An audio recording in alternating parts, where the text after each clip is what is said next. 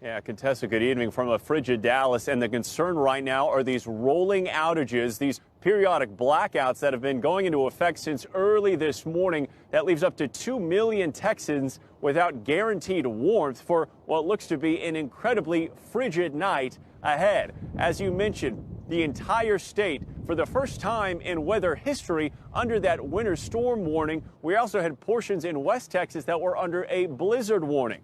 We reported early this morning 7 degrees in parts of Dallas and other parts of the state. And right now we're looking at an evening that could get even colder, breaking historic temperature records that have been in place now for decades. We did have a chance to speak to individuals doing their best to stay warm. But one very important element to remember when we're covering this story is that unlike those northern states, structures are not built to withstand these temperatures here, nor are people as prepared to deal with them when they arrived in force with this massive winter system. Take a listen to what one gentleman had to tell me. I've lived in Texas for 30 years, and I've never seen this much snow. Our power went out last night 3 or 4 times, and today it's been out for an hour even before we left, and that's why we came out. It's just there was nothing else to do, so can't work from home.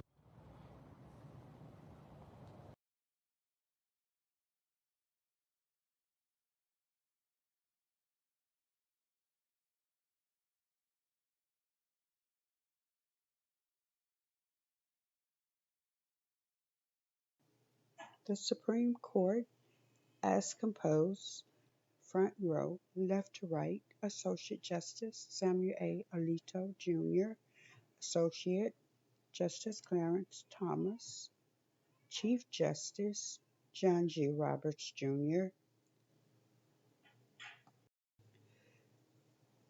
Associate Justice Stephen G. Breyer, and Associate Justice Sonia Sotomayor, back row left to right, Associate Justice Brett M. Kavanaugh, Associate Justice Alina Kagan, Associate Justice Neil M. Gorsuch, and Associate Justice Amy Coney Barrett. Tonight, the fight over abortion in Texas was heard by the U.S. Supreme Court today. This was an historic moment, and our Teresa Woodard was there for the arguments. She joins us now live from Washington, D.C. Teresa, I know it's been a long day. What happened? It has been a long day, Cynthia, and we don't know how long of a wait lies ahead. Tonight, 9 U.S. Supreme Court justices are deciding what comes next for the most restrictive abortion law in the nation, Texas's Senate Bill 8. Now, remember, this law took effect on September 1st. That is 2 months ago today. It bans abortions once a heartbeat is detected. That's at about 6 weeks. Quite often, it's before women know they're pregnant, and there's no exception for rape. It is enforced by private citizens who are offered a $10,000 reward for suing someone who helped a woman get an abortion. That enforcement is the reason this case moved at lightning speed to the highest court in the land. And it should be okay to say that.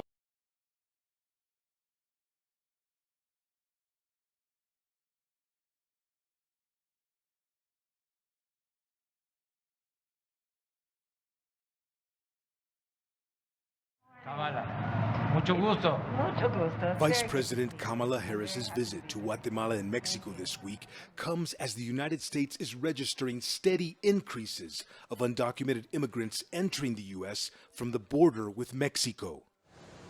In March, U.S. border authorities registered a record-breaking 19,000 unaccompanied migrant children trying to enter the United States. In April, U.S. border authorities said more than 170,000 encounters with migrants occurred at the U.S.-Mexico border, marking the highest number in over 20 years.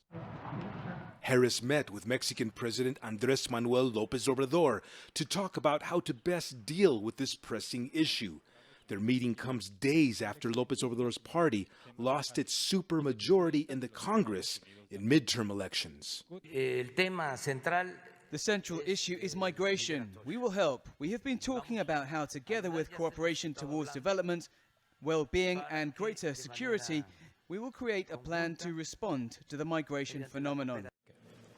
U.S. and Mexican officials signed a memorandum of understanding, promising enhanced cooperation to create development programs for El Salvador, Guatemala, and Honduras. Guess who we have on the program right now? We have the governor of Texas himself, Mr. Greg Abbott. Governor, okay, how much money have you got to start rebuilding the wall, and how much wall can you rebuild? So the Texas legislature really took a strong stand to make sure that the state was going to have enough money to build the wall, but at the same time make sure that we have the National Guard on the border and Texas Department of Public Safety on the border, and that we are working to both secure the border immediately, while at the same time on the long-term process build the wall. $3 billion of Texas taxpayer money has been devoted to this cause of Texas securing the border. And so we have a lot of money available to us to continue to build the wall. And Stuart, I'll add this, for Texas, it's going to cost less than it did for the Trump administration for one reason, and that's because in Texas, unlike the Trump administration, we're not having to devote money to acquire the land.